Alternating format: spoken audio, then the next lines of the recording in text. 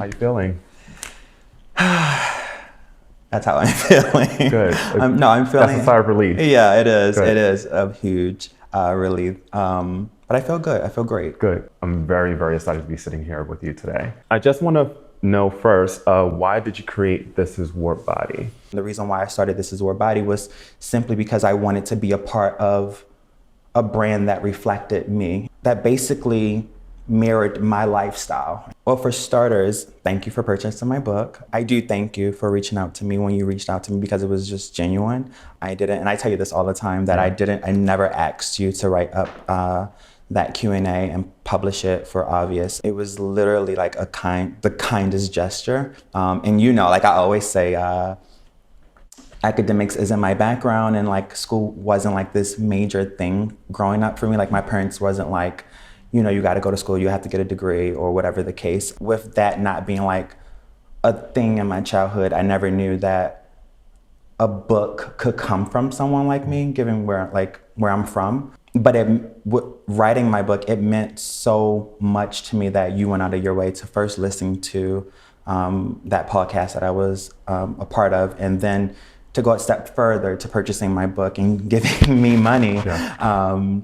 It means a lot. And then to write an article and publish an article around me and based on me, it meant a lot to me. So I knew that like whenever Wardbody or This Is Wardbody was always going to be a thing. And I knew that once we started to like get the ball rolling on things, you was someone that I wanted to work with, and I wanted you to be a part of our growth and our story and how we got started and like what we plan to do. Awesome. So to answer your question, why did I start This Is Wardbody? It literally came from, it was also the reason why I wrote my own book. I wanted to read a story about a guy who grew up and faced some of the challenges that I personally have went through. A guy who sexuality mirrored mine. A guy who, despite everything he's been through in his life, from his mom dying or passing away at 19 and his father serving 16 years in prison. It was a story that I wanted to read because it's not many out there. Yeah. There aren't a ton of queer individuals that represent who I am as an individual, as an owner, as a Black queer individual, as an author, or just as a person. Yeah. Growing up, I never really felt a part of a lot of things. I've never seen myself or seen someone with my strength and my determination and my wit or my creativity or my creative drive and focus. I just haven't seen that in a person or a brand or a thing. So then that then transferred to why I started This Is Wardbody, because I was missing that. I was missing that brand and that company to be a part of. I was missing that community in a sense. I developed myself over the years, and I realized that everything that I am missing, I omit, and that it was up to me to develop it. Like I'm a person where I don't care to ask people to be a part of anything. Like I'm not asking someone to make me a part or to develop something so I can join. I rather start with myself, dig deep within myself, connect with myself, and build it. And that's just who I am. And so to answer your question, the reason why I started This Is Wardbody was simply because I wanted to be a part of a brand that reflected me, that basically mirrored my lifestyle in a way. Because being queer or being Black, like the only thing that we're really shown is that we like to go out and drink and party all the time. And those are like my two least favorite things. Yeah. And I've noticed that. And so I wanted to develop a culture, society, and a community based around how I live my life. So that's why I created This Is Wardbody. Just to take that question a little bit further, and I know you touched upon a lot of the pain that you went through growing up, and not seeing a sense of community, and also seeing the life that you wanted. You didn't see that represented as an outside source, something that you can take from and actually see it as an example to lead your own life. So in a sense, you were waiting on yourself. Thank you for that. I know in your book, the very first line that always captured me was part 1, rescue yourself first. Yes. And I want to connect that. I'm placed in certain moments because I've asked the universe for something. in order for me to get that something, I have to go through a set of transitions. Did you know that at 19? You know, it's so funny. I Yeah. did. On my mom, I did. And the reason I say I did, because I always kept a journal throughout my teens. So I always journaled. And literally the beginning of this year, I was reading someone that is very close to me. I was reading them my journal. I was literally writing to myself saying that I know I need to go through this moment. I know this is going to help me out in some way, shape, or form. I just don't know why. I was literally writing that to myself. But I didn't know why. I didn't know why I didn't understand why my life was such a struggle. And going through many struggles, and I like to look at, well, personally, my life as chapters in a way. Yeah. Whether it's a bad chapter, a good chapter, it's a moment. Yeah. Until I reach the next one. When you look back on all of your journal entries, what would you say was a light bulb moment, a turning point where you realized, okay, this is the moment that set me on a track towards living the successful life, a fulfilled life that I truly want, that you were for sure you were on the right path? It was actually, I keep referring to when my mom passed. When my mom passed away, it was like the best, sounds weird, but it was like the best moment in my life. Because when she passed away, I stopped living with fear. You know, one of the worst things has already happened to me. So it's like, what the hell are you scared of now? What is the balance? You certainly have an independent spirit, and this comes from you having to give yourself a tough love conversation. Yeah. I see that there needs to be a balance where people may not realize what balance is needed, rather, between being tough on yourself versus empathetic, or taking on an attitude of pushing yourself to your limit and then self-care. What does that balance look like for you? Well, now as an entrepreneur, I don't know, I'm still searching for it. You know, here's how I see it. I see that things happen either in a small moment of time, or it's stretched out over the span of your life. And sometimes it's just not the moment for that perceived balance to occur just yet. Would you say it's that, or would you say this comes from a sense of a fulfillment that needs to occur and it's just not, that moment's just not here yet? I personally, growing up poor and Black, we've always been trying to get to a solid point where we don't have to worry about being evicted or being like our lights being shut off or whatever. So that's it. Like I've never had a moment where I didn't have to work to be comfortable. Okay. Like I've never been comfortable in life. I don't know what it means to just get to a point and just be like, oh, I don't have to worry. You know, like even right now in my life, I don't have options. Like the life that I live, if something was to happen to me today or tomorrow, it simply happened to me. You know, I don't have anyone coming to save me or someone stepping up. Like if I was to go to jail right now, God forbid, there is no one coming to get me. I just want to understand your mindset behind saying this, because a lot of times what I find when people frame their lives a certain way, and I hear you in a way speaking about things that you wish you had. Are you speaking from a mindset of this is something that's pushing you to get those things for yourself? Yes. Or is it from a mindset of this is something that you actually yearn for? It's both. Okay. It's both. One of the things that keeps me going is the thought of my children, my future kids, my family. I know the advice you gave was listen to yourself, and that's how you get towards building the life that you want. Success, and not in a sense of money, but when you listen to yourself, you become this made man person. Like you become self-made. You listen to yourself and you go through life and you understand that I don't have to be rude, or I don't have to have an ego. I don't have to do people wrong or be, loud or over the top. I can be who I am, and I can just listen to myself. I can greet everyone with love and respect, and say, you know what, that's not for me. This is for me. I'm going to do this. No, by all means, I don't mean to disrespect you or whatever the case, but this is more suited for me. And once you accept yourself, because that's where it starts. You have to accept who you are, and then all of that other stuff comes into play.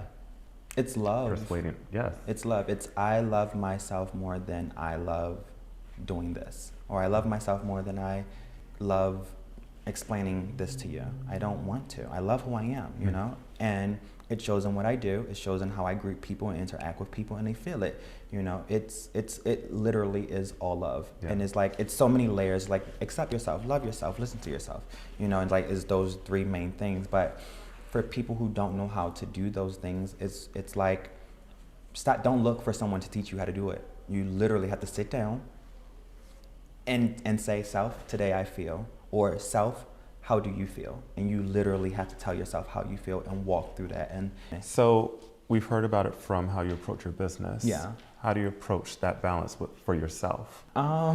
Specifically, when you find yourself in those moments of, okay, it's hard. Antoine, it's hard. I'm in control right now. What do you try to say to yourself to tell yourself, okay, let go of the reins a little bit? I don't think I do. I didn't grow up this way. I didn't grow up controlling. So for the most part, like I started out being so open to everything and whatever life had for me. You know, I was so open to just receiving whatever. I think I've earned my ranks to be like, no, I don't want that. Did I ask for that?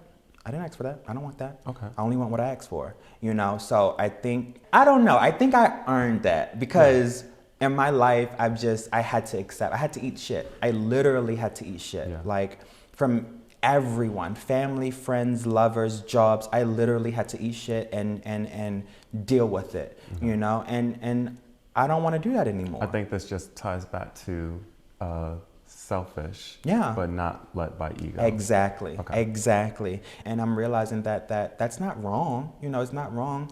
I've tried it. It doesn't work for me. I can't be ran by other people, and no one is going to tell me what to do. Yeah. Like no, my mom it emanates from love. Exactly. My mom is dead. I don't have a mother on this earth. No one is going to tell me what to do. Okay. So I want to move forward. That sounds so like bad. I'm not accepting it. Like I'm sorry, I'm not. I know what I want. I'm very clear on what I want. And if I ask for it and I don't get it, I'm going to find someone else to give it to me. Yeah. You know, I'm not going to settle. And I feel like over my life, again, like I feel like I've earned that. You know, I've been open. I've literally let the universe come in and take everything from me. And I live by detachment. I don't like to be attached to anything or anyone. I like to be my own person. I like to live my life how I see fit. I don't want anyone making me feel like I got to do this or do that. I don't want to live like that anymore. You know, I've done that, you know, and it doesn't feel great to me. That's not love, you know? That's me trying to just simply say, well, I was there, or because someone wanted me there is like some type of report card. Well, Antoine is this and Antoine is that. I don't care. I don't care what you say I am or who you say I am to you. I love me. And I think that's how I choose to lead. No matter what relationship you have, I believe that you have to always honor yourself. You have to start there. And people make you feel like you're doing too much, or you're just, you're too much, or you're just rude, or you just always got something to say. And it's like, well, I'm not taking a backseat to my life. I'm sorry that I make you uncomfortable in that sense, but I'm just not doing that anymore. Yeah. I want to move forward. You actually have a line of candles. Yeah. And it's for your brand to be recognized, and also for us to welcome This is Wardbody into our space. So the names of your candles are Essentialism, Maison, and Saturday Mornings. Yeah. So tell us the meaning of each candle and why this specific medium to introduce This is Wardbody to people's places. Our candles, I love our candles. All three smell really good. They smell amazing. My team don't know this, but I think my favorite is Saturday Morning. Yeah. I went so hard for Maison when I first created Maison, but I think I love Saturday Morning now. It goes in and out. They all equally smell great, but I think Saturday Morning is my favorite. But I wanted to introduce our candles first because I didn't want to be one of those brands that just came in guns a-blazing, like, we're here, you know, like I didn't want that. I wanted us to be soft and subtle, you know, and it's also the reason why we type everything in lowercase. I don't know if anyone peeped that, but we literally write in lowercase because we want, our personality is very welcoming, it's very soft, it's very elegant and inviting. So yeah, we thought of that too. Okay. But no, we started with our candles because we wanted our community to welcome us into their space, both internal and external. We wanted to introduce our candles just like as this soft gift to awaken our community to like who we were. We wanted people to like get to know us, you know, through these candles. And we want people to know that like we want to invest in you.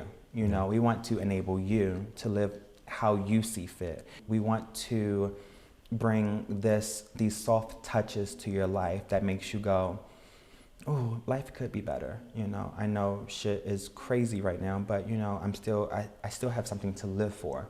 So that's more so, we wanted these to just be a gift. We wanted to start there. We didn't want to come in with like our full line of products or collections or other superficial things, because we wanted to have this conversation about what was Wardbody and who we are really. And we want people to know that like we are more about self than inside of self than what you have on or what you're wearing. That's not how we're trying to position ourselves. So we was like, okay, maybe if we go ahead and enhance, you know, our everyday athletes' space, you know, we can help them connect more with themselves. We can help them connect to have that conversation about self-love and self-independence and what they want from their self going into this new year. And that's why we picked December to launch as well. We know that we're going towards that new year, new me type of situation. So we wanted people to like feel that going into this new year. We wanted Wardbody to be that conversation that needs to be held with self. As for the names, I literally just came up with this the other day. Every Saturday morning, I sit home and do the essentials. And literally that sentence have all of their names in it. And oh my goodness, I never even thought of that. Wow, okay, nice. And it's literally how I came about with all of them. Saturday morning, it was because of my Saturday mornings. Being an entrepreneur and working 9 to 5 throughout the week.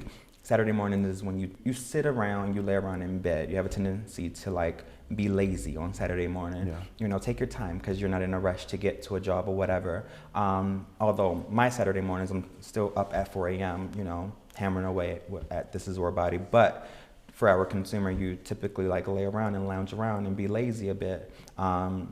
And Saturday morning is lavender and ylang ylang. And people keep asking me like, am I saying this right? And I'm like, it's ylang ylang. Lavender and ylang ylang, and it's this spa-like scent. So it's very relaxing, very calming, very soothing. It's very much so a morning candle.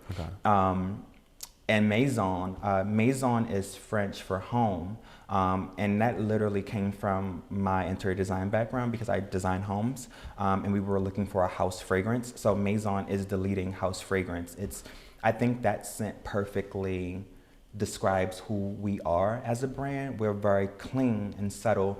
That candle, it's not like this overbearing scent. It's like once you light it, you would somewhat forget that it's even lit because it's so soft, but you'll smell it here and there and you'll go, oh, a candle is burning, you know? So it's very soft. It's like, we have this image that I sent to my team where there's like this green feel and like these linen sheets hanging on this line and they're just like blowing in the wind. And it's the perfect image for what Maison is. It's just this soft, vibrant vibe or feel where it's bringing indoors and outdoors together. So like internal and external, it's bringing both worlds together. And essentialism is a chocolate sexy man. That candle is just he's just so sexy. That candle is so sexy. But I like how you personified it. When my business partner, Devron Scott, he actually handpicked that fragrance. We just fell in love with it. We was like, yeah, this is a nice rendezvous. Whoever has this candle, you know, they drink a specific type of scotch. They smoke a specific type of cigar. They love leather in their homes. Like their decor is very dark. It's very moody. He's a businessman. You know, he knows exactly what he wants and he knows exactly who he is. And when he has his fun, he has his fun and he keeps it going. But that candle is brandy and woody leather, and the leather in it, it's so woody, but it's so soft and so seductive and dominant. And I named that candle Essentialism from a book that I was reading called Essentialism by Greg McKonen or something like that. And he was basically just describing like, as an entrepreneur, we want to do everything. We think everything is essential, you know. And then once you start to peel back, you realize that doing less doesn't mean you are insufficient. It just means that you are choosing to direct your energy on the bare essentials, what actually needs to be done versus just all the fluff. And I was like, oh, that's a great way to look at, you know, life. Even with the everyday athlete, we don't have to be on a go all day, every day. You don't have to do that, you know. Do the essentials and go live your life, you know. And so yeah, that's the reason behind each candle. I love how all of that is connected. You know? And I never would have thought. I thought it was going to be this means this means this means that, and they were all these separate things. But I just never thought of them all working together as one whole body. So yeah, that's awesome. And that's what we want.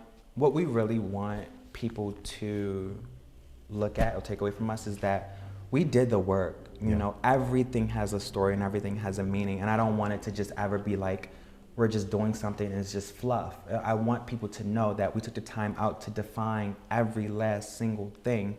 And we went through everything with a fine-tooth comb, and we made sure that there was a story behind it, pulling from one of our lives. Those 3 candles are my life, you know. A book I've read, the job that I've worked, and my mornings every Saturday. And it's not a game.